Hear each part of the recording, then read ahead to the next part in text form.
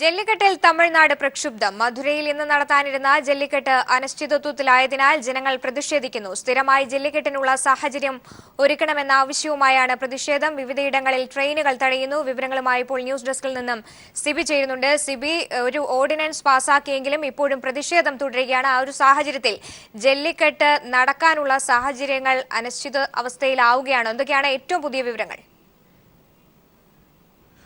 സോമി പറഞ്ഞതുപോലെ തന്നെ ജല്ലിക്കെട്ട് ഒരു പ്രത്യേക ഓർഡിനൻസ് വഴി ജല്ലിക്കെട്ട് നടത്താനുള്ള തമിഴ്നാട്ടിൻ്റെ മുഖ്യമന്ത്രി ഒ പനീർശെൽവത്തിൻ്റെ ശ്രമത്തെ തിരിച്ചടിയായിക്കൊണ്ടാണ് ഇപ്പോൾ തമിഴ്നാട്ടിൽ ജല്ലിക്കെട്ട് നടത്തുന്ന പ്രധാനമായും ചെന്നൈയിലെ മറീന ബീച്ചിലും അതോടൊപ്പം തന്നെ മധുരയിലെ മധുരയിലും ജല്ലിക്കെട്ടിനായുള്ള വേദിയിൽ തടസ്സപ്പെടുത്തിക്കൊണ്ട് ഇന്ന് ജല്ലിക്കെട്ട് നടത്തില്ല എന്ന് പറഞ്ഞുകൊണ്ട് തന്നെ ഇന്ന് പ്രദേശവാസികൾ ജല്ലിക്കെട്ടിനെതിരെ രംഗത്തെത്തിയിരിക്കുന്നത്. പ്രത്യേക ഓർഡിനൻസ് വഴി ജല്ലിക്കെട്ട് നടത്താനായിരുന്നു അവിടെ തമിഴ്നാട് സർക്കാർ ശ്രമിച്ചിരുന്നത്. എന്നാൽ ഈ പ്രത്യേക ഓർഡിനൻസ് എല്ലാം മറിച്ച് ഒരു നിയമ നിർമ്മാണം നടത്തിക്കൊണ്ട് ജല്ലിക്കെട്ട് സ്ഥിരമായി നടത്താനുള്ള അനുമതി കേന്ദ്ര സർക്കാരിൽ നിന്നും ഉണ്ടാകണം എന്നാവശ്യപ്പെട്ടുകൊണ്ടാണ് തമിഴ്നാട്ടിൽ മധുരയിൽ ഇന്ന് അലങ്കാനെല്ലിയിലാണ് പ്രധാനമായി മധുരയിൽ ജല്ലിക്കെട്ട് നടത്താനിരുന്നത്. ഈ അലങ്കാനെല്ലിയിലാണ് മുഖ്യമന്ത്രി പനീർശെൽവം ഇന്ന് രാവിലെ 11 മണിയോടെ ജല്ലിക്കെട്ട് ഉദ്ഘാടനം ചെയ്യുമെന്നാണ് അറിയിച്ചിരുന്നത്. ഇതുപ്രകാരം മുഖ്യമന്ത്രി എത്താൻ ശ്രമിച്ചെങ്കിലും ഈ മധുരയിലെ എല്ലാ പൊതുഗതാഗതങ്ങളും അടച്ചുകൊണ്ട് തന്നെ അവിടുത്തെ പ്രദേശവാസികൾ ആയിരക്കണക്കിന് പ്രദേശവാസികൾ അവിടെ വൻ പ്രതിഷേധം ഉയർത്തുകയാണ് ഉണ്ടായിരുന്നത്. അതുപോലെ തന്നെ തമിഴ്നാട്ടിലെ വിവിധ ഭാഗങ്ങളിൽ ജല്ലിക്കെട്ട് നടത്താൻ ഇരുന്നു എങ്കിലും എല്ലാ സ്ഥലങ്ങളിലും പ്രദേശവാസികൾ മറീന ബീച്ചിലും ഉൾപ്പെടെയുള്ള സ്ഥലങ്ങളിലെല്ലാം തന്നെ ജല്ലിക്കെട്ട് തടഞ്ഞുകൊണ്ട് ഒരു ഓർഡിനൻസ് വഴി ജനങ്ങളുടെ കണ്ണിൽ പൊടിയിട്ടുകൊണ്ട് ഒരു പ്രത്യേക ഓർഡിനൻസ് ഇറക്കിക്കൊണ്ട് ജല്ലിക്കെട്ട് നടത്താൻ കഴിയില്ല, മറിച്ച് സ്ഥിരമായി എല്ലാ വർഷവും ജല്ലിക്കെട്ട് നടത്താനുള്ള നടപടി സ്വീകരിക്കണം എന്നാവശ്യപ്പെട്ടുകൊണ്ടാണ് തമിഴ്നാട്ടിലെ പ്രദേശവാസികൾ വൻ പ്രതിഷേധവുമായി രംഗത്തെത്തിയിരിക്കുന്നത്. എല്ലാ റോഡ് ഗതാഗതങ്ങളും തടസ്സപ്പെടുത്തിക്കൊണ്ട്, പ്രത്യേകിച്ച് ട്രെയിൻ പോലും തടഞ്ഞുകൊണ്ട് എല്ലാ ഗതാഗതവും അടച്ചുകൊണ്ടാണ് വൻ പ്രതിഷേധം അവിടെ ഉയരുന്നത്. മുഖ്യമന്ത്രി ഒ പനീർശെൽവത്തിന് രാവിലെ 10 മണിക്ക് 10 മണിക്ക് മധുരയിൽ എത്താൻ കഴിഞ്ഞില്ല. തുടർന്ന് ഇന്ന് മുഖ്യമന്ത്രി അവിടെ ഒരു ഉന്നതതല യോഗം വിളിച്ചിരിക്കുകയാണ്. അതോടൊപ്പം തന്നെ സമരക്കാരുമായി ഇന്ന് ഉന്നത ഉദ്യോഗസ്ഥർ ചർച്ച നടത്തിക്കൊണ്ടിരിക്കുകയാണ്. എന്നിട്ട് പോലും ഈ ഒരു സ്ഥിരമായ വേദി വേണമെന്ന ആവശ്യത്തിൽ നിന്നും ഉറച്ചു നിന്നുകൊണ്ട് പ്രതിഷേധക്കാർ ഇപ്പോൾ അവിടെ നടന്നുകൊണ്ടിരിക്കുകയാണ്. എന്നാൽ ഇതിനിടെ തന്നെ ചില തിരിച്ചറിപ്പിള്ളിയിൽ ചില ഭാഗങ്ങളിൽ ജല്ലിക്കെട്ട് നടക്കുന്നുണ്ടെന്ന വാർത്തയും വരുന്നുണ്ട്. പ്രത്യേക നിയമ നിർമ്മാണം വേണം എന്ന ആവശ്യത്തിൽ നിന്നും പിന്നോട്ടില്ല എന്ന ഒരു സ്ഥിതിയിലാണ് സമരക്കാർ. അതിനിടെ തന്നെ ജല്ലിക്കെട്ടിനെതിരെ ചില തടസ്സ ഹർജി നൽകിയിരുന്നു. മൃഗസ്നേഹികളും സംഘടനകളാണ് തടസ്സ ഹർജി നൽകിയത്. ഈ ജല്ലിക്കെട്ടിലെ ഓർഡിനൻസ് എതിരെ നൽകിയ ഹർജിക്ക് എതിരെ തടസ്സം നൽകിയ ഹർജി ഇന്ന് തമിഴ്നാട് സർക്കാർ നൽകിയിട്ടുണ്ട്.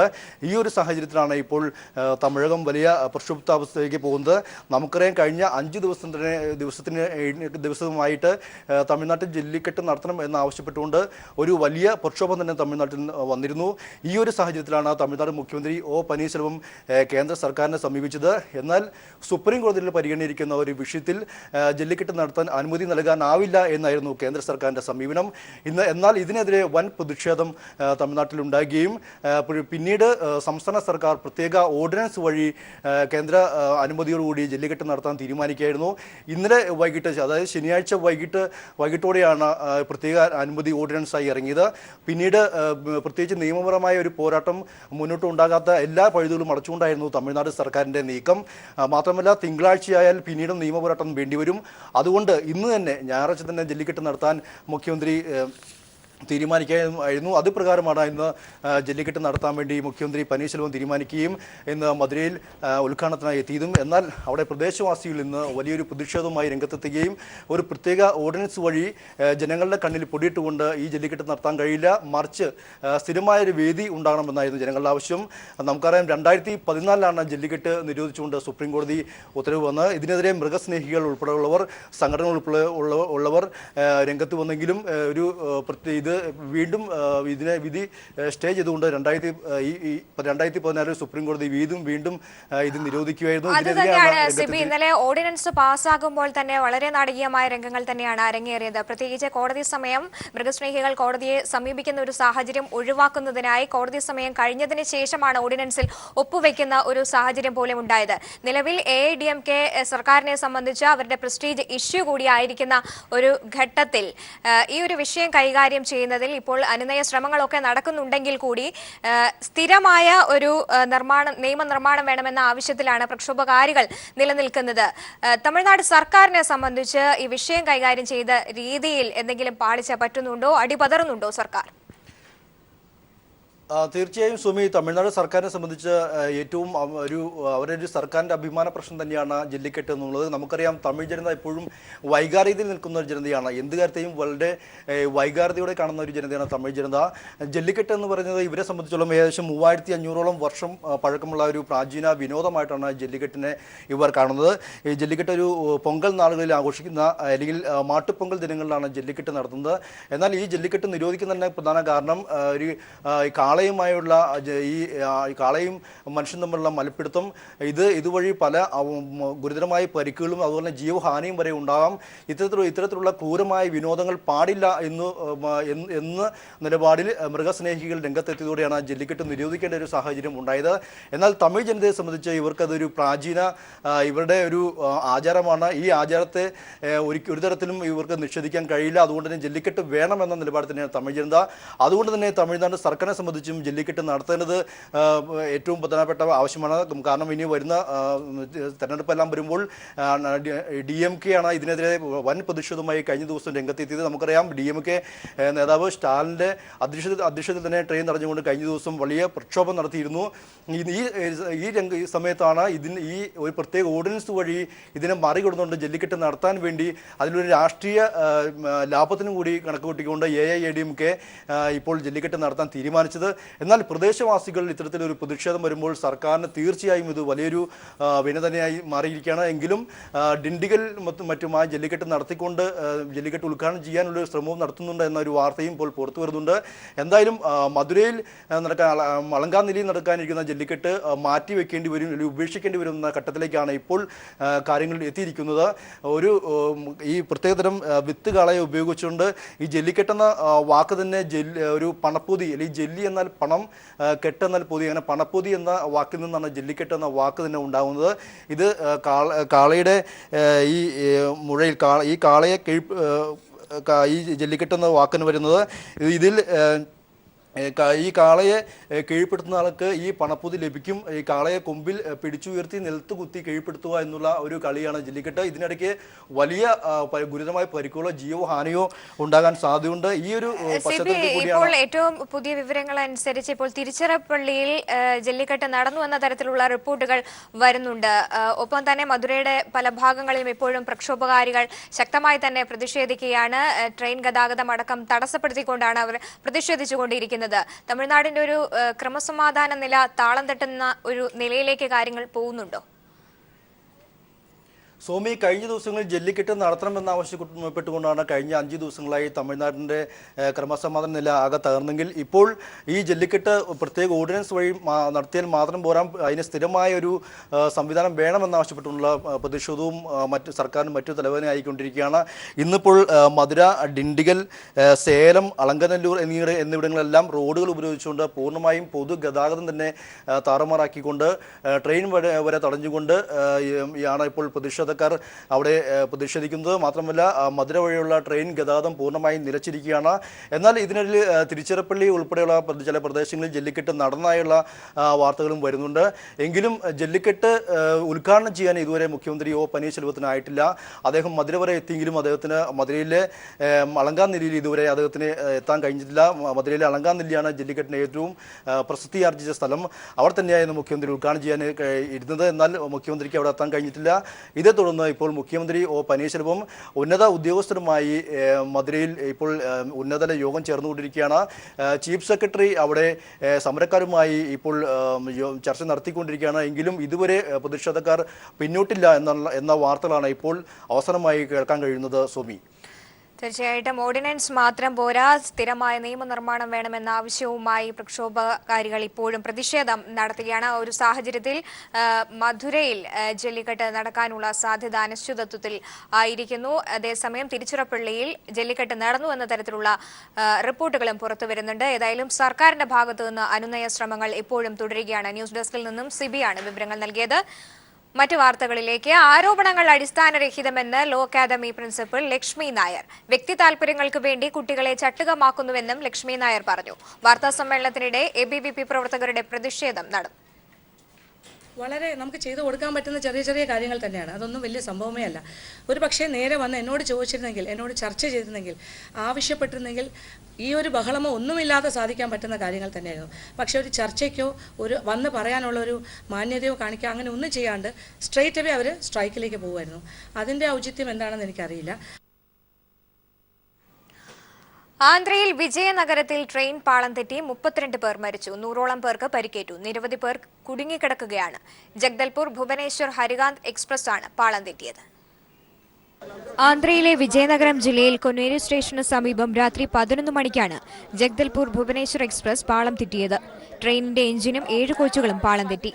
2 ജനറൽ കോച്ചുകൾ, 2 സ്ലീപ്പർ കോച്ചുകൾ, ഒരു AC 3 ടയർ കോച്ച്, ഒരു AC 2 tier coach, luggage van എന്നിവയാണ് പാളം തെറ്റിയതെന്ന് east coast chief PRO JP Mishra അറിയിച്ചു.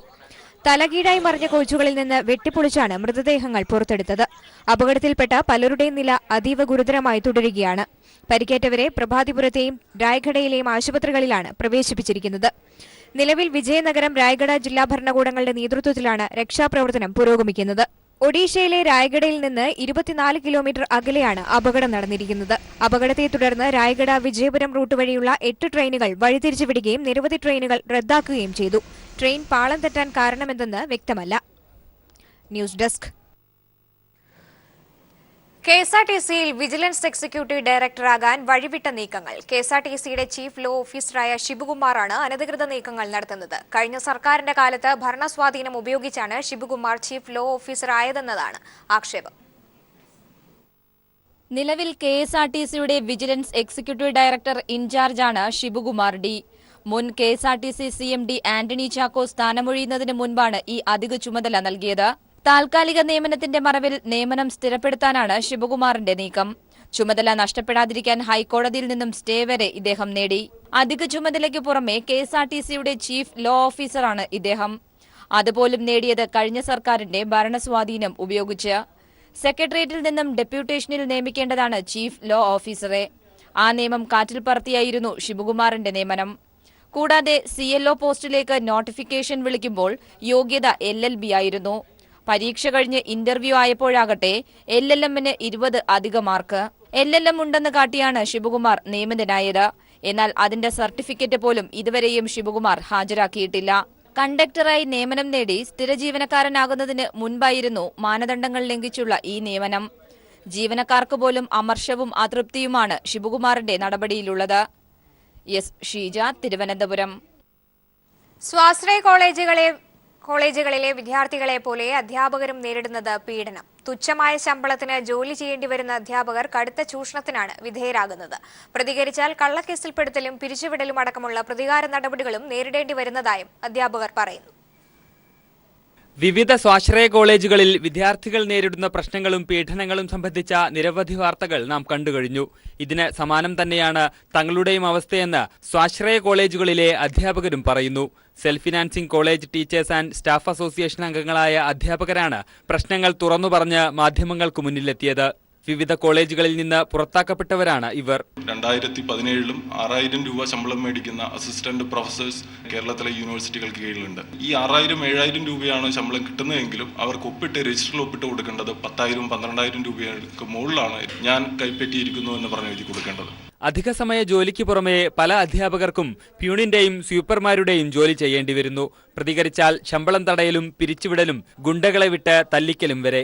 ആ കമ്പനി കൊടുത്തതിന്റെ ഭാഗമായിട്ട് ഒരു 10 പേര് കൂടിയിട്ട് ഒരു മാനേജ്മെന്റ് റൂമിൽ കൊണ്ടുപോയി ഇടിമുറി എന്ന് തന്നെ പറയാൻ നമുക്കിവിടെ ടീച്ചർമാർക്ക് കൊണ്ട് ഇടിമുറി അവിടെ കൊണ്ടുപോയിട്ട് 12:30 തൊട്ട് ഒരു 3:30 വരെ അവരവിടെ നിർത്തി ടോർച്ചർ ചെയ്തത്, അവിടെ നമ്മുടെ തലയിട്ട് വീഴായത്.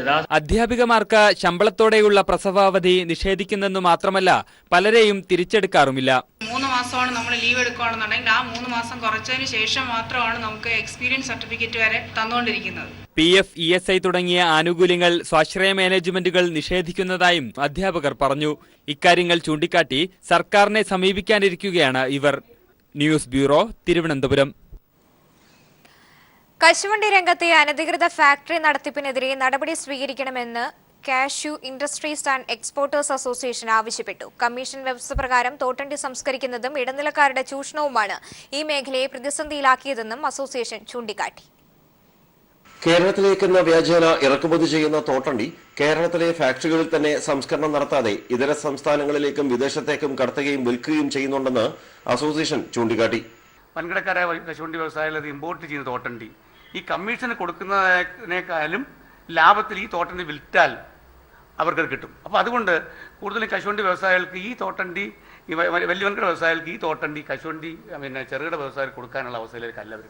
അപ്പോൾ അവർക്ക് ഉദാഹരണത്തിന് 2500 പ്രോസസിംഗ് ചാർജ് കൊടുക്കുമ്പം ഇവർക്ക് ഈ തോട്ടണ്ടി ഇത് വിറ്റാൽ മറ്റ് സംസ്ഥാനത്തിനോ ICCO മറ്റു മറിച്ച് വിറ്റാൽ ഇതിനേക്കാൾ ലാഭം കൊയ്യും. അനധികൃത കുടിവെറുപ്പ് കേന്ദ്രങ്ങൾ അടച്ചുപൂട്ടിക്കണമെന്നും വ്യവസ്ഥാപിതമായി വ്യവസായം നടത്തുന്നവരെയും സർക്കാരിനെയും വെല്ലുവിളിക്കുന്നവരെ നിയമപരമായി നേരിടണമെന്നും cashew industries and exporters association ആവശ്യപ്പെട്ടു. News bureau, Kollam. ഇൻഷുറൻസ് പദ്ധതികൾ ഗ്രാമങ്ങളിലേക്ക് വ്യാപിപ്പിക്കാൻ നടപടി സ്വീകരിക്കണമെന്ന് മുഖ്യമന്ത്രി Pinarayi Vijayan. All India insurance employees association ദേശീയ സമ്മേളനം കൊച്ചിയിൽ ഉദ്ഘാടനം ചെയ്യുകയായിരുന്നു മുഖ്യമന്ത്രി. All India insurance employees association അഖിലേന്ത്യാ സമ്മേളനത്തിന് കേരളം ആദ്യമായാണ് ആതിഥ്യമരുളുന്നത്. പൊതുമേഖലാ ഇൻഷുറൻസ് കമ്പനികളെ സ്വകാര്യവൽക്കരിക്കാനുള്ള കേന്ദ്ര നീക്കം പ്രതിഷേധാർഹമാണെന്ന് 25 വരെ നീളുന്ന സമ്മേളനം ഉദ്ഘാടനം ചെയ്തുകൊണ്ട് മുഖ്യമന്ത്രി പിണറായി വിജയൻ പറഞ്ഞു. These public sector insurance companies which are instrumental for mobilizing people's savings for our national development. Increasing the insurance cover on life, general and health sectors will ensure that our people are provided for even when misguided governmental policies overlook them. AIIEA president Amanullah Khan, CITU അഖിലേന്ത്യാ president AK Padmanabhan, മുൻ MP P Rajeev തുടങ്ങിയവർ സന്നിഹിതരായിരുന്നു. വിവിധ സംസ്ഥാനങ്ങളിൽ നിന്നായി 1600 പ്രതിനിധികളാണ് സമ്മേളനത്തിൽ പങ്കെടുക്കുന്നത്. News bureau, Kochi. നവമാധ്യമങ്ങളെ ഗുണപരമായി ഉപയോഗിക്കാൻ ചെറുപ്രായത്തിലെ കുട്ടികൾ പരിശീലിക്കണമെന്ന് മുഖ്യമന്ത്രി പിണറായി വിജയൻ. ദേശാഭിമാനി അക്ഷരമുറ്റം ക്വിസ് പരിപാടിയുടെ സമ്മാനദാന ചടങ്ങ് കൊച്ചിയിൽ ഉദ്ഘാടനം ചെയ്യുകയായിരുന്നു മുഖ്യമന്ത്രി. വിജയികൾക്ക് നടൻ മോഹൻലാൽ പുരസ്കാരങ്ങൾ സമ്മാനിച്ചു. ചുറ്റുപാട് നടക്കുന്ന പുരോഗമന പ്രവർത്തനങ്ങളിൽ കുട്ടികൾ ശ്രദ്ധാലുക്കളാകണമെന്ന് മോഹൻലാൽ പറഞ്ഞു.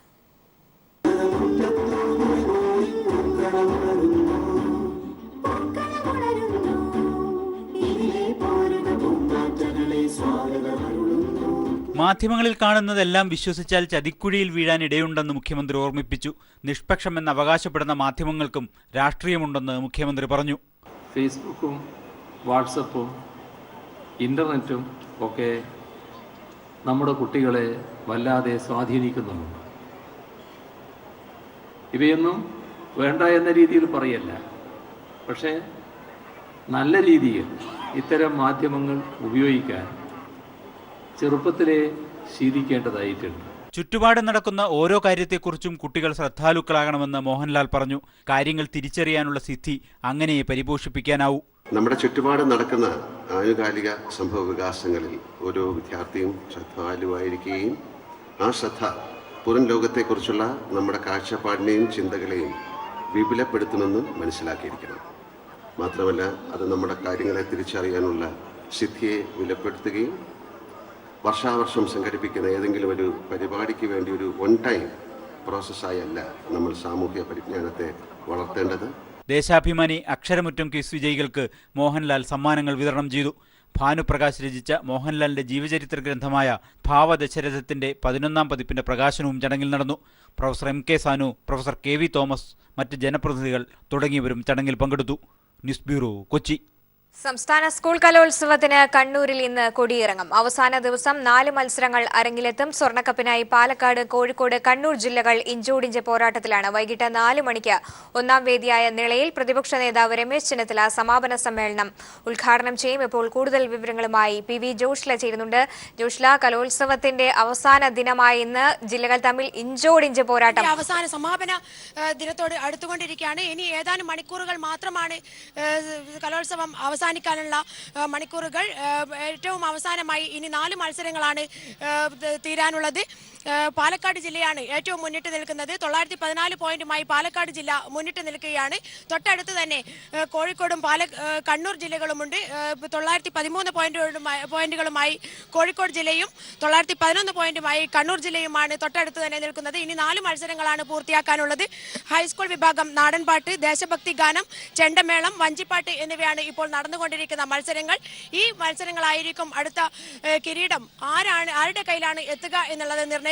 മാത്രമല്ല അപ്പീലുകൾ നിലനിൽക്കുന്നുണ്ട്. 1333 അപ്പീലുകൾ നിലനിൽക്കുന്നുണ്ട്. അതിൽ ഹയർ അപ്പീലുകൾ 20ഓളം ഹയർ അപ്പീലുകളും നിലനിൽക്കുന്നുണ്ട്.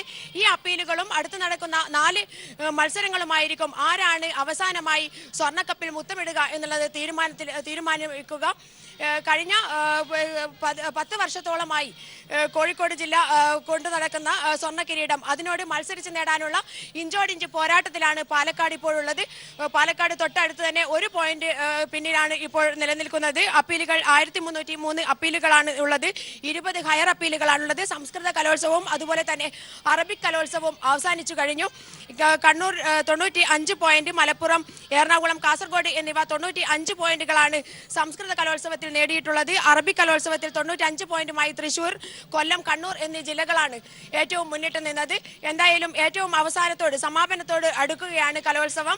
57ാം സംസ്ഥാന കലോത്സവത്തിന്റെ സമാപന സമ്മേളനം പ്രതിപക്ഷ നേതാവ് രമേശ് ചെന്നിത്തല ഉദ്ഘാടനം ചെയ്യും. അതോടുകൂടി 57 മാത്രമല്ല കലോത്സവത്തിന്റെ സ്വർണ്ണക്കപ്പ് അത് കൂടി കൈമാറുന്നതോടുകൂടി കലോത്സവത്തിന്റെ സമാപനത്തിന് 57ാം സംസ്ഥാന കലോത്സവത്തിന്റെ സമാപനത്തിന് കണ്ണൂരിൽ സമാപനം കുറിക്കും. PV ജോഷിലയാണ് വിവരങ്ങൾ നൽകിയത്. അപ്പീൽ പ്രവാഹത്തിൽ മുങ്ങി കലോത്സവം. 6ാം ദിനം പൂർത്തിയായപ്പോൾ 1292 അപ്പീൽ വഴി 5000-ലധികം മത്സരാർത്ഥികൾ വേദിയിലെത്തി.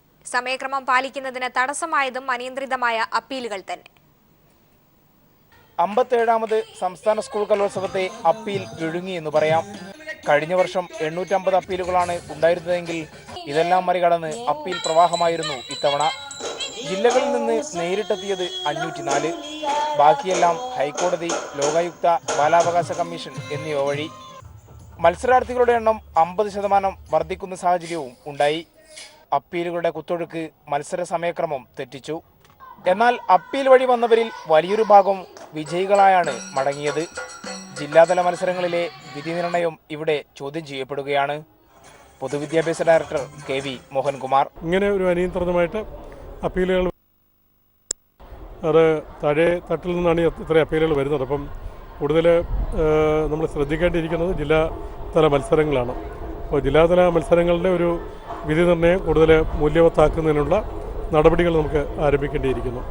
കലോത്സവ ചരിത്രത്തിലെ അപ്പീൽ റെക്കോർഡ് 2015 കോഴിക്കോടായിരുന്നു, 1550.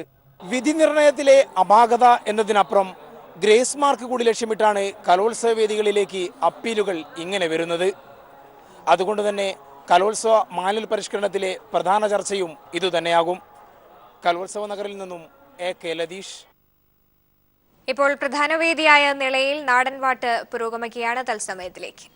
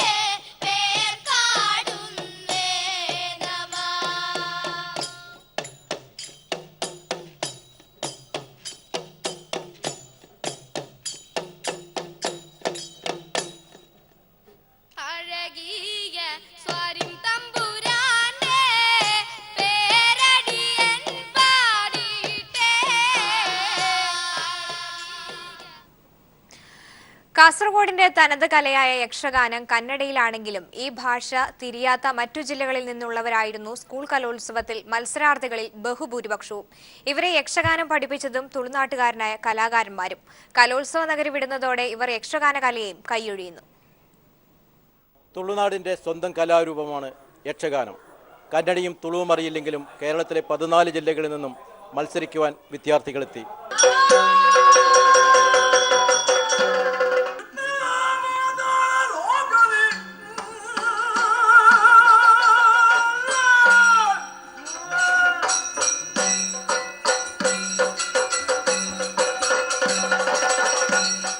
കലോത്സവത്തിൽ സമ്മാനം മാത്രം ലക്ഷ്യമാക്കി വിവിധ കലാമത്സരങ്ങളിൽ പങ്കെടുക്കുന്ന വിദ്യാർത്ഥികൾ ഏറെയാണ്.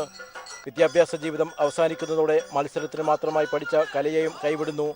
അങ്ങനെയൊരു ദുര്യോഗമുള്ള മത്സര ഇനമാണ് യക്ഷഗാനം. കുറഞ്ഞത് 6 മണിക്കൂർ ദൈർഘ്യമുള്ള കലാരൂപമാണിത്. കേരളത്തിൻ്റെ കഥകളിയോട് രൂപസാമ്യമുണ്ട് യക്ഷഗാനത്തിന്. അരമണിക്കൂറാക്കി ചുരുക്കിയാണ് കലോത്സവ വേദിയിൽ യക്ഷഗാനം അവതരിപ്പിക്കുന്നത്.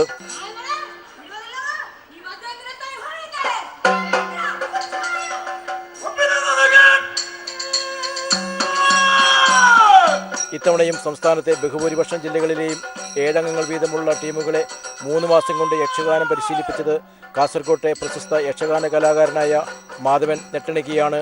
കുട്ടികൾ പെട്ടെന്ന് തന്നെ യക്ഷഗാനം അഭ്യസിക്കുന്നതായി മാധവൻ പറഞ്ഞു. ഞാൻ കുട്ടികൾക്ക് ആ കന്നഡ ശബ്ദത്തിൻ്റെ തന്നെ മലയാളത്തിൽ അവർക്ക് പറഞ്ഞു കൊടുക്കും. കന്നഡത്തിൽ ഇങ്ങനെ പറഞ്ഞാൽ മലയാളം ഇങ്ങനെയാണ്, മലയാളത്തിൽ ഇങ്ങനെയാണ്. അപ്പോൾ അവർക്ക് കഥയും പറഞ്ഞ് മനസ്സിലാക്കും. അതിൻ്റെ അവർ ചെയ്യുന്നത്. അർത്ഥം മനസ്സിലാകാതെയാണ് കുട്ടികളിലേറെയും കന്നഡ ഭാഷയിലുള്ള സംഭാഷണങ്ങൾ കാണാപ്പാഠം പഠിക്കുന്നത്. കലോത്സവ വേദി വിടുന്നതോടെ യക്ഷഗാന കലയും ഇവർക്ക് അന്യമാകുന്നു. ആദ്യം മനസ്സിലായിരുന്നില്ല. പിന്നെ സാറ് വന്നിട്ട് ഇങ്ങനെ കന്നഡത്തിൽ അത് പറയും, ഞങ്ങൾ മലയാളത്തിൽ എഴുതിയെടുക്കും. പിന്നെ ഞങ്ങൾ സാറോട് തന്നെ ചോദിച്ചു അത് എന്താണ് അതിൻ്റെ മലയാളത്തിലെ അർത്ഥം. അപ്പോൾ സാർ അത് പറഞ്ഞു തന്നു. ഇത്തവണ 4 ക്ലസ്റ്ററുകളിലായി 16 ടീമുകളാണ് യക്ഷഗാന മത്സരത്തിനെത്തിയത്. ക്യാമറാമാൻ ഇക്ബാൽ വട്ടംകുളത്തിനൊപ്പം സണ്ണി ജോസഫ്. തെയ്യത്തിന്റെയും തിറകളുടെയും നാട്ടിലെത്തിയവർക്ക് അനുഷ്ഠാന കലയെ അടുത്തറിയാനുള്ള അവസരമുണ്ട് കലോത്സവ നഗരിയിൽ. travelkannur.com എന്ന കൂട്ടായ്മയുടെ നേതൃത്വത്തിലാണ് ഫോട്ടോ പ്രദർശനം.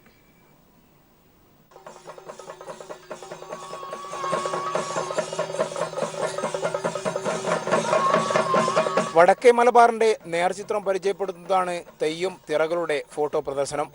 മറ്റ് ജില്ലയിൽ നിന്നെത്തുന്നവർക്ക് തീർത്തും അപരിചിതമായ നിരവധി തെയ്യക്കോലങ്ങൾ ഇവിടെ കാണാം. മുച്ചിലോട്ട് ഭഗവതി, ചാമുണ്ടി തെയ്യങ്ങൾ, ഖണ്ഡാകർണൻ, കതിവനൂർ വീരൻ, ആടിവേടൻ, ഇങ്ങനെ പോകുന്നു പട്ടിക. 300-ലധികം തെയ്യക്കോലങ്ങളുടെ ഫോട്ടോ പ്രദർശനത്തിലുണ്ട്. 200-ലധികം ഫോട്ടോഗ്രാഫർമാർ പകർത്തിയവ. അതീവ സുന്ദരം. നമ്മുടെ നാട്ടിൽ, നമ്മൾ തെയ്യങ്ങളുടെ നാട്ടിലാണ് ജീവിക്കുന്നതെങ്കിലും ഇത്രയും തെയ്യങ്ങളൊന്നും നമ്മൾ കണ്ടിട്ടേയില്ല. പല പേര് മാത്രം കേട്ട തെയ്യങ്ങളൊക്കെ ചിത്രത്തിൽ കാണുമ്പം അങ്ങേയറ്റം എന്താ പറയുക, കൗതുകകരമായ പല വേഷങ്ങളുമാണ്. അതീവ സുന്ദരമാണ്. നല്ല പ്രദർശനമായിട്ടുണ്ട്. ഈ കണ്ണൂർ ജില്ലക്കാരായ ഞങ്ങൾക്ക് പോലും ഇത് അന്യമാണെന്ന് കാണുമ്പോൾ മറ്റ് ജില്ലകളിൽ നിന്ന് വരുന്നവർക്ക് ഇത് എത്ര ആശ്ചര്യകരമായിരിക്കും ഈ കാഴ്ച എന്ന് ഞാൻ ആലോചിക്കുന്നത്.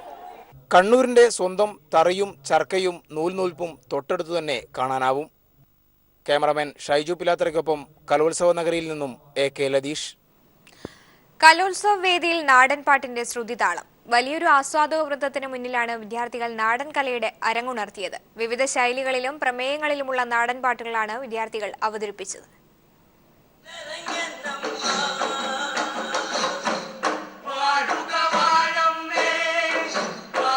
Kannur saint Michael's higher secondary സ്കൂളിലെ പെരിയാർ വേദിയിലാണ് നാടൻ പാട്ട് അരങ്ങേറിയത്. നിറഞ്ഞു നിന്ന ആസ്വാദക സദസ്സിന് മുന്നിൽ പുള്ളുവൻ പാട്ടും പടയണിപ്പാട്ടും കളംപാട്ടും അനുഷ്ഠാന രീതിയിൽ തന്നെ കുട്ടികൾ പാടി. ഗോത്ര സംസ്കൃതിയുടെ പാരമ്പര്യമുള്ള ദളിതരുടെയും അടിയാളന്മാരുടെയും കലാവിഷ്കാരമാണ് നാടൻപാട്ടുകൾ.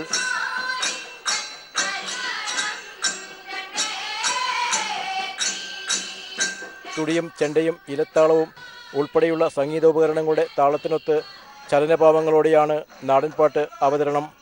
ഒരേ തരത്തിലുള്ള വസ്ത്രധാരണമാണ് മറ്റൊരു ആകർഷണം. ദൈവസ്തുതിയോടെ തുടങ്ങുന്ന പാട്ടുകൾ അവസാനിപ്പിക്കുന്നതും മിക്കവാറും അങ്ങനെ തന്നെ. നാടൻപാട്ടിൻ്റെ ശ്രുതിതാളത്തിനൊത്ത് സദസ്സിലും ആസ്വാദനത്തിൻ്റെ പ്രതിഫലനങ്ങൾ കാണാനായി. അടിയാളുകളുടെയും ദളിതരുടെയും സന്തോഷങ്ങളുടെയും സങ്കടങ്ങളുടെയും സംഗീതാവിഷ്കാരമാണ് നാടൻപാട്ടുകൾ. പുതിയ തലമുറയിലെ കുട്ടികൾ ഈ ഗോത്ര സംഗീതത്തിൻ്റെ തനിമയോർന്നു പോകാതെ കലോത്സവ വേദിയിൽ അവതരിപ്പിച്ചിരിക്കുന്നു. ക്യാമറാമാൻ ഇക്ബാൽ വട്ടംകുളത്തിനൊപ്പം സണ്ണി ജോസഫ്. സർക്കാർ നടപ്പിലാക്കിയ ഭക്ഷ്യഭദ്രതാ നിയമത്തിലെ അപാകത മൂലമാണ് കേരളത്തിന് റേഷൻ അരി വിഹിതം കുറയാൻ കാരണമെന്ന് കോടിയേരി ബാലകൃഷ്ണൻ അഭിപ്രായപ്പെട്ടു. ഇത് മറികടക്കാൻ കേന്ദ്ര സർക്കാർ തയ്യാറാകുന്നില്ലെങ്കിൽ തമിഴ്നാട്ടിലെ ജല്ലിക്കെട്ട് നടത്താൻ വേണ്ടി ജനങ്ങൾ തെരുവിലിറങ്ങിയതുപോലെ കേരളത്തിലും വലിയ ജനകീയ മുന്നേറ്റം ഉണ്ടാകുമെന്നും അദ്ദേഹം പറഞ്ഞു. അന്തരിച്ച CPIM നേതാവ് MS അനിൽകുമാർ കുടുംബസഹായ ഫണ്ട് വിതരണ ചടങ്ങിൽ സംസാരിക്കുകയായിരുന്നു അദ്ദേഹം.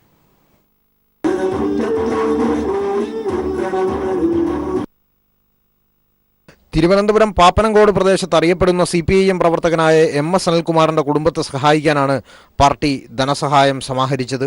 ചുരുങ്ങിയ ദിവസം കൊണ്ട് സമാഹരിച്ച 14 ലക്ഷം രൂപ പാപ്പനംകോട് ജംഗ്ഷനിൽ ചേർന്ന പൊതുസമ്മേളനത്തിൽ വെച്ച് CPIM സംസ്ഥാന സെക്രട്ടറി കോടിയേരി ബാലകൃഷ്ണൻ MS അനിൽകുമാറിന്റെ കുടുംബത്തിന് കൈമാറി. റേഷനരിക്ക് വേണ്ടി കേരളത്തിൽ ജല്ലിക്കെട്ട് മാതൃകയിൽ സമരം വേണ്ടിവരുമെന്ന് കോടിയേരി ബാലകൃഷ്ണൻ പറഞ്ഞു. 1964 മുതലുള്ള ഈ സമ്പ്രദായം അത് അട്ടിമറിക്കാൻ നമുക്ക് അനുവദിച്ചുകൂടാ. അതുകൊണ്ട് കേന്ദ്ര നിയമത്തിൽ അങ്ങനെ ഉണ്ടെങ്കിൽ ആ നിയമം ഭേദഗതി ചെയ്യണം. സുപ്രീം കോടതി നിരോധിച്ചതല്ലേ തമിഴ്നാട്ടിലെ ജല്ലിക്കെട്ട്? അവസാനം ഇന്ന് കേന്ദ്ര ഗവൺമെന്റ് ഓർഡിനൻസ് പുറപ്പെടുവിച്ചിരിക്കുകയാണ്, തമിഴ്നാട്ടിൽ ജല്ലിക്കെട്ടാവാം എന്ന് പറഞ്ഞില്ലേ. അതുകൊണ്ട് നമുക്ക് ഭക്ഷണത്തിന് വേണ്ടി തമിഴ്നാട്ടിലെ മക്കൾ നടത്തിയ ജല്ലിക്കെട്ട് സമരത്തെ പോലൊരു സമരം ഈ കേരളത്തിൽ വേണ്ടി വരും. അതിനുവേണ്ടി ജനങ്ങൾ തയ്യാറെടുക്കേണ്ടി വരും. റേഷൻ പുതിയ രൂപയിൽ പോയിട്ട് നിന്നിട്ട് റേഷൻ നിഷേധിച്ചവർ തന്നെ പന്തം കൊളുത്തി പ്രകടനം ഇടതുപക്ഷ ഗവൺമെന്റിനെതിരായിട്ട്. കോൺഗ്രസിന്റെ വക സമരം, റേഷൻ വേണമെന്ന് പറഞ്ഞുകൊണ്ട് കോൺഗ്രസിന്റെ മഹിളാ സമരം, കലമുടക്കൽ സമരം, കഞ്ഞിവെക്കൽ സമരം ഒക്കെ നടത്തുന്നുണ്ട്. ഇവരൊക്കെ ചേർന്നിട്ടാണ് ഈ അരി വിഹിതം നമുക്ക് നിഷേധിച്ചത്. CPIM ജില്ലാ സെക്രട്ടറി ആനാവൂർ നാഗപ്പൻ, V ശിവൻകുട്ടി എന്നിവർ പ്രസംഗിച്ചു. News bureau, Thiruvananthapuram. ചർക്കയിൽ നൂൽനൂറ്റ് ഗാന്ധിജിയാകാനുള്ള നരേന്ദ്രമോദിയുടെ ശ്രമം അല്പതരമെന്ന് മുഖ്യമന്ത്രി പിണറായി വിജയൻ. ഗോഡ്സെയുടെ പിൻഗാമികൾ മഹാത്മാഗാന്ധിയുടെ ചിത്രങ്ങളെയും വേട്ടയാടുകയാണെന്നും അദ്ദേഹം പറഞ്ഞു. എറണാകുളം ഇരുമ്പനത്ത് CPIM ലോക്കൽ കമ്മിറ്റി ഓഫീസ് ഉദ്ഘാടനം ചെയ്യുകയായിരുന്നു മുഖ്യമന്ത്രി. ചടങ്ങിൽ CPIM എറണാകുളം ജില്ലാ സെക്രട്ടറി P രാജീവ്, നടൻ മണികണ്ഠൻ, MC സുരേന്ദ്രൻ, CN സുന്ദരൻ, TR ഗോപിനാഥ്, KT സൈഗാൾ തുടങ്ങിയവർ സന്നിഹിതരായിരുന്നു.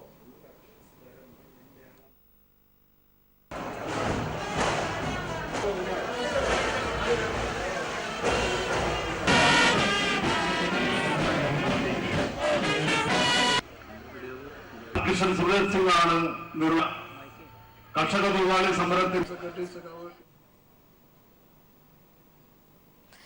BJPയുടെ രാഷ്ട്രീയ പ്രമേയം തള്ളാനും കൊള്ളാനും തയ്യാറാകാതെ കേരള കോൺഗ്രസ് എം നേതാവിനെ വേറിട്ട് കണ്ട നിലപാടിൽ മാത്രമാണ് അതൃപ്തി. അതേസമയം നിലവിലെ സ്വതന്ത്ര നിലപാടിന് ഭാവിയിൽ മാറ്റങ്ങൾ ഉണ്ടായേക്കാമെന്ന സൂചനയും നൽകി നേതാക്കൾ.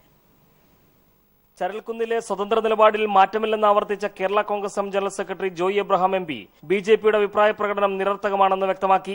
പാർട്ടിയെയും പാർട്ടി നേതാവിനെയും വേറിട്ട് കണ്ട BJPയുടെ നിലപാടിൽ മാത്രമാണ് മാണി ഗ്രൂപ്പിന് അതൃപ്തിയുള്ളത്. KM മാണിയാണ് ഈ പാർട്ടിയുടെ ചെയർമാൻ. പാർട്ടിയെയും പാർട്ടി നേതാവിനെയും രണ്ടായി കണ്ടുകൊണ്ടുള്ള സമീപനം, അത് ഒരു രാഷ്ട്രീയ പാർട്ടി അങ്ങനെ സമീപനം എടുക്കുന്നത് ഒരിക്കലും ശരിയല്ല. അതേസമയം BJPയോട് രാഷ്ട്രീയ തൊട്ടുകൂടായ്മയുണ്ടോ എന്ന ചോദ്യത്തിന് PJ ജോസഫ് അടക്കമുള്ള നേതാക്കൾ പ്രതികരിച്ചില്ല. ആശയപരമായി വിയോജിപ്പുണ്ടോ എന്ന ചോദ്യത്തിനുള്ള പ്രതികരണവും ഇങ്ങനെ. നിലവിലെ സാഹചര്യത്തിൽ BJPയുടെ ക്ഷണം തള്ളാനും കൊള്ളാനും തയ്യാറാകാത്ത കേരള കോൺഗ്രസ് എം വരും നാളുകളിൽ രാഷ്ട്രീയ നിലപാടുകളിൽ മാറ്റങ്ങൾ ഉണ്ടായേക്കാമെന്ന സൂചനയും പങ്കുവയ്ക്കുന്നു. News bureau, Kottayam. പ്രശസ്ത സാഹിത്യകാരൻ M മുകുന്ദന്റെ കഥാപാത്രങ്ങളെ ആസ്പദമാക്കി നിർമ്മിച്ച ബോംജിയൂർ മയ്യഴി ഷോർട്ട് ഫിലിമിന്റെ പ്രദർശനവും പുസ്തക പ്രകാശനവും ദോഹയിൽ നടന്നു. ഖത്തർ മാഹി സൗഹൃദ സംഗമമാണ് പരിപാടി സംഘടിപ്പിച്ചത്. അരമണിക്കൂർ ദൈർഘ്യമുള്ള ഹ്രസ്വചിത്രത്തിൽ നിന്നും വെള്ളിയാങ്കല്ലിൽ നിന്നും മയ്യഴി ലക്ഷ്യമാക്കിയെത്തിയ തുമ്പികളും ചന്ദ്രികയും രാധയും അൽഫോൺസ് അച്ഛനുമൊക്കെ പ്രേക്ഷക മനസ്സിലേക്ക് ജീവസുറ്റ കഥാപാത്രങ്ങളായി ഇറങ്ങി വന്നു. ഖത്തർ മാഹി സൗഹൃദ സംഗമമാണ് പരിപാടി സംഘടിപ്പിച്ചത്. സ്കിൽ ഡെവലപ്മെന്റ് സെന്ററിൽ നടന്ന ചടങ്ങിൽ ചിത്രത്തിന്റെ സംവിധായകനും കൈലി TV മിഡിൽ ഈസ്റ്റ് ഡയറക്ടറുമായ EM അഷ്റഫും ദോഹയിലെ സാമൂഹ്യ സാംസ്കാരിക രംഗത്തെ പ്രമുഖരും പങ്കെടുത്തു. News bureau, Dubai. പട്ടികജാതി പട്ടികവർഗ വികസന വകുപ്പുകളുടെയും കിർത്താഡ്സിന്റെയും സംയുക്താഭിമുഖ്യത്തിലുള്ള ഗദ്ദിക നാടൻ കലാമേളയ്ക്ക് കോഴിക്കോട് വളയത്ത് തുടക്കമായി. വിവിധ ഉൽപ്പന്നങ്ങളുടെ പ്രദർശന വിപണന മേളയും ഇതോടൊപ്പം സംഘടിപ്പിച്ചിട്ടുണ്ട്. മന്ത്രി കെ ശൈലജ ടീച്ചർ പരിപാടി ഉദ്ഘാടനം ചെയ്തു. വളയം ഗവൺമെന്റ് ഹയർ സെക്കൻഡറി സ്കൂൾ മൈതാനിയിൽ നടന്ന ചടങ്ങിൽ മന്ത്രി കെ ബാലൻ അധ്യക്ഷത വഹിച്ചു. നടി മഞ്ജു വാര്യർ കലാപരിപാടികളുടെ ഉദ്ഘാടനം നിർവഹിച്ചു. അന്യം നിന്നുകൊണ്ടിരിക്കുന്ന ഗോത്രവർഗ പൈതൃകവും തനത് കലകളും സംരക്ഷിക്കുന്നതിനാണ് ഗദ്ദിക സംഘടിപ്പിച്ചിരിക്കുന്നത്.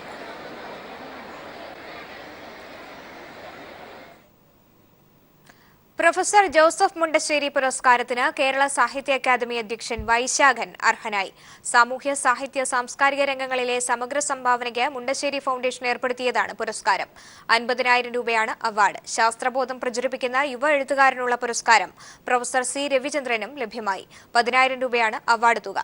Foundation executive director professor KN ഗംഗാധരനാണ് അവാർഡുകൾ പ്രഖ്യാപിച്ചത്. ജനുവരി 25-ന് തിരുവനന്തപുരത്ത് അവാർഡുകൾ വിതരണം ചെയ്യും.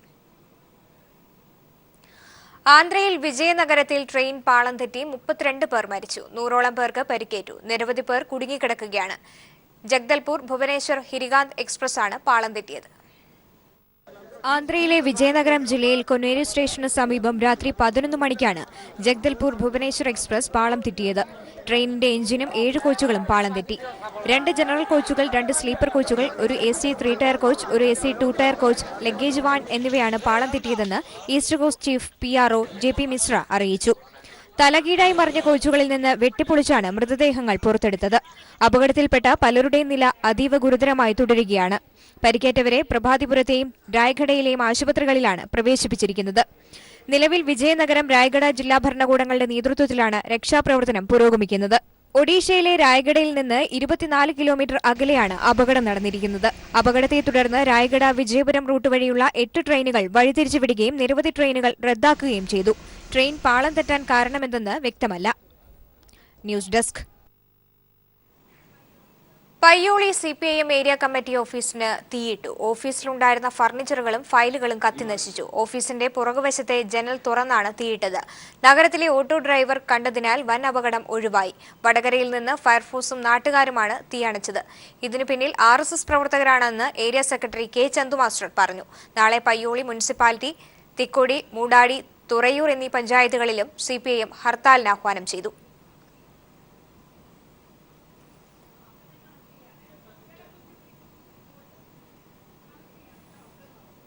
കുച്ചിപ്പുടി കോഴ വിവാദത്തിൽ 2 വിധികർത്താക്കൾക്കെതിരെ നടപടിയുണ്ടാകും. ഇവരെ കരിമ്പട്ടികയിൽ ഉൾപ്പെടുത്തും. കുച്ചിപ്പുടി ഫലം ഉന്നത അപ്പീൽ കമ്മിറ്റി പരിശോധിക്കും. വിവരങ്ങളുമായി PV കുട്ടൻ ചേരുന്നു. കുട്ടൻ, കലോത്സവം കുറ്റമറ്റതാക്കാനുള്ള സർക്കാർ നടപടികൾ ഫലം കാണുകയാണോ? ഈ അധ്യാപകർക്ക് വിധികർത്താക്കൾക്കെതിരെ ഏത് തരത്തിലുള്ള നടപടി ഉണ്ടാകാനാണ് സാധ്യത? മറ്റു വിവരങ്ങൾ കൂടി. സ്വാമി ഹയർ സെക്കൻഡറി വിഭാഗം പെൺകുട്ടിയുടെ കുച്ചിപ്പുടി മത്സരത്തിൽ വിധി നിർണയത്തിൽ ഒത്തുകളി ബോധ്യപ്പെട്ടതിനെ തുടർന്നാണ് കർശന നടപടികളിലേക്ക് വിദ്യാഭ്യാസ വകുപ്പ് ഇപ്പോൾ നീങ്ങിക്കൊണ്ടിരിക്കുന്നത്. കോഴ വാങ്ങി ഈ ഒത്തുകളി ചെയ്ത 2 വിധികർത്താക്കളെ കരിമ്പട്ടികയിൽപ്പെടുത്തും. ഇവരുടെ പേര് വിവരങ്ങൾ ഇപ്പോൾ പുറത്തുവിട്ടിട്ടില്ല. ഇടനിലക്കാരനായ കോഴിക്കോട് സ്വദേശി അൻഷാദിനെതിരെയും കർശന നടപടി ഉണ്ടാകുമെന്നാണ് വിദ്യാഭ്യാസ വകുപ്പ് ഉന്നത വൃത്തങ്ങൾ നൽകുന്ന സൂചന. ഇയാൾക്കെതിരെ ഇപ്പോൾ വിജിലൻസ് ദുരിതാന്വേഷണം ആരംഭിച്ചിട്ടുണ്ട്. അതേസമയം മത്സരത്തിൽ പങ്കെടുത്ത 45 കുട്ടികളുടെയും പ്രകടനത്തിന്റെ CD പൊതുവിദ്യാഭ്യാസ ഡയറക്ടർ അധ്യക്ഷനായ ഉന്നതതല അപ്പീൽ ജൂറി പരിശോധിച്ചു. ഇന്നലെ രാത്രി മുഴുവൻ ഇരുന്നാണ് ഇത്രയും മത്സരങ്ങളുടെ CD ഈ സംഘം പരിശോധിച്ചത്. ഇതിന്റെ അടിസ്ഥാനത്തിൽ മത്സര ഫലത്തിലും മാറ്റം വരുത്തിയിട്ടുണ്ട്. നേരത്തെ 13ാം സ്ഥാനത്തുണ്ടായിരുന്ന മാളവിക കൃഷ്ണദാസ് എന്ന മത്സരാർത്ഥി ഇപ്പോൾ 1ാം സ്ഥാനത്തെത്തി. അതുപോലെ തന്നെ 6ാം സ്ഥാനത്തുണ്ടായിരുന്ന പാർവതി പരമേശ്വരൻ 2ാം സ്ഥാനത്തെത്തി. 10ാം സ്ഥാനത്തുണ്ടായിരുന്ന ഷർമിൻ, 12ാം സ്ഥാനത്തുണ്ടായിരുന്ന പവിത്ര സിമേനോ എന്നിവർ 3ാം സ്ഥാനം പങ്കിട്ടു. B ഗ്രേഡ് മാത്രമുണ്ടായിരുന്ന ഉത്തര എന്ന മത്സരാർത്ഥി പുനഃപരിശോധനയിൽ A ഗ്രേഡിലേക്ക് ഉയർത്തപ്പെട്ടിട്ടുമുണ്ട്. സ്വാമി PV കുട്ടനാണ് വിവരങ്ങൾ നൽകിയത്. ചായവും ചമയവുമില്ലാതെ എന്ത് കലോത്സവം? ഓരോ പ്രതിഭയ്ക്കും പൂർണ്ണത നൽകുന്നതും ഈ നിറച്ചാർത്തുകൾ തന്നെ. ഞങ്ങളുടെ ക്യാമറ കണ്ണുകൾ ഒപ്പിയെടുത്ത ആ വർണ്ണ കാഴ്ചകളും ഒപ്പം വിനീഷയുടെ ആശയങ്ങളും. സ്കൂൾ കലോത്സവം എന്നാൽ മുഖമെഴുത്തിന്റെ കൂടി ഉത്സവമാണ്. സാഹിത്യ മത്സരങ്ങൾ ഒഴിച്ചു നിർത്തിയാൽ വേദിയിലെത്തുന്ന മത്സരാർത്ഥികളിൽ എല്ലാവരും തന്നെ എളിയ രീതിയിലെങ്കിലും മുഖത്ത് ചായമിടാതെ എത്താറില്ല. ഓരോ വേദിക്കും അതാവശ്യപ്പെടുന്ന ചായക്കൂട്ടുകളുണ്ട്. ചെറിയ ടച്ചപ്പ് മുതൽ സംഘനൃത്ത മുഖമെഴുത്തിലെ ബിനാലെ പരുവം വരെ. ഇതിനിടയിൽ കഥകളിയിലെ പരമ്പരാഗത രീതിയെ മാറ്റി നിർത്താം. സംഘനൃത്തങ്ങളിൽ ഇപ്പോൾ മുഖമൂടി പരുവത്തിലാണ് മേക്കപ്പ്. ഫ്ലൂറസന്റ് വർണ്ണങ്ങളും ഇവിടെ പരീക്ഷിക്കപ്പെടുന്നു. എങ്ങനെയായാലും അവതരണം ശ്രദ്ധിക്കപ്പെടണം. മത്സരം കഴിഞ്ഞാലും മുഖം കഴുകാതെ അങ്ങനെ കലോത്സവത്തിന്റെ മുറ്റത്ത് ചിരിക്കുന്ന പൂക്കളായി മത്സരഫലം വരെ പിന്നെയും നടക്കും. കാരണം സന്തോഷത്താലും സങ്കടത്താലും ഒഴുകുന്ന കണ്ണീർ ചാലുകൊണ്ട് മായ്ക്കാനുള്ളതാണത്. ഫലമറിയുമ്പോൾ ചിലർ ഒരുമിച്ച് തുള്ളിച്ചാടി മറിഞ്ഞ് ചായക്കൂട്ടുകൾ മായിച്ചെഴുതും. മറിയാനില്ലാത്തവർ ഒറ്റയ്ക്കും കൂട്ടമായും ഇരുന്ന് കരയും. ഒരു വർഷത്തെ കാത്തിരിപ്പിനു മുകളിലൂടെ കണ്ണുനീർ ചാലുകീറും. കണ്ണു തിരുമ്മിക്കരഞ്ഞ് മുഖം കളമെഴുത്താക്കി മാറ്റും മറ്റു ചിലർ. അവർക്കോർക്കാൻ പിന്നെ സംഘനൃത്തത്തിലെ അവസാന പോസിലെ ചിരി ഫോട്ടോ മാത്രം കൂട്ടാകും. കലോത്സവത്തിന്റെ നിറക്കാഴ്ചകളിലേക്ക് ക്യാമറ വെച്ച ജയൻ കല്യാശ്ശേരിക്കൊപ്പം വിനിഷ വൃന്ദാവൻ. കാസർഗോഡിന്റെ തനത് കലയായ യക്ഷഗാനം കന്നഡയിലാണെങ്കിലും ഈ ഭാഷ തിരിയാത്ത മറ്റു ജില്ലകളിൽ നിന്നുള്ളവരായിരുന്നു സ്കൂൾ കലോത്സവത്തിൽ മത്സരാർത്ഥികളിൽ ബഹുഭൂരിപക്ഷവും. ഇവരെ യക്ഷഗാനം പഠിപ്പിച്ചതും തുളുനാട്ടുകാരനായ കലാകാരന്മാരും. കലോത്സവ നഗരി വിടുന്നതോടെ ഇവർ യക്ഷഗാന കലയെയും കൈയൊഴിയുന്നു. തുളുനാടിൻ്റെ സ്വന്തം കലാരൂപമാണ് യക്ഷഗാനം. കന്നഡയും തുളുവും അറിയില്ലെങ്കിലും കേരളത്തിലെ 14 ജില്ലകളിൽ നിന്നും മത്സരിക്കുവാൻ വിദ്യാർത്ഥികളെത്തി.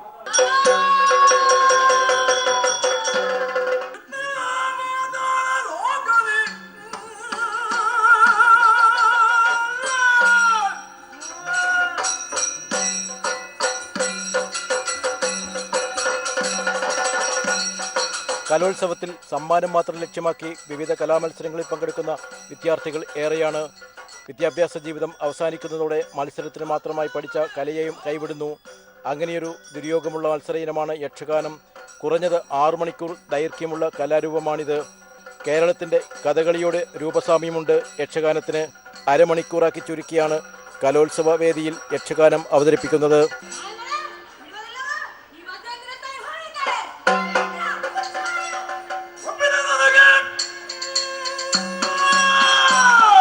ഇത്തവണയും സംസ്ഥാനത്തെ ബഹുഭൂരിപക്ഷം ജില്ലകളിലെയും 7 അംഗങ്ങൾ വീതമുള്ള ടീമുകളെ 3 മാസം കൊണ്ട് യക്ഷഗാനം പരിശീലിപ്പിച്ചത് കാസർകോട്ടെ പ്രശസ്ത യക്ഷഗാന കലാകാരനായ മാധവൻ നെട്ടണിക്കിയാണ്.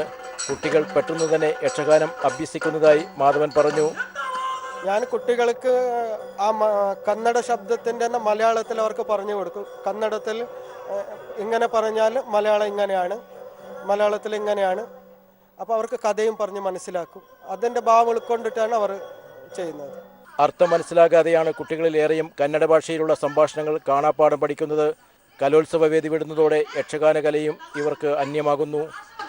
ആദ്യം മനസ്സിലായിരുന്നില്ല, പിന്നെ സാറ് വന്നിട്ട് ഇങ്ങനെ കന്നഡത്തിൽ അത് പറയും, ഞങ്ങൾ മലയാളത്തിൽ എഴുതിയെടുക്കും. പിന്നെ ഞങ്ങൾ സാറോട് തന്നെ ചോദിച്ചു അത് എന്താണ് അതിൻ്റെ മലയാളത്തിലെ അർത്ഥം. അപ്പോൾ സാർ അത് പറഞ്ഞു തന്നു.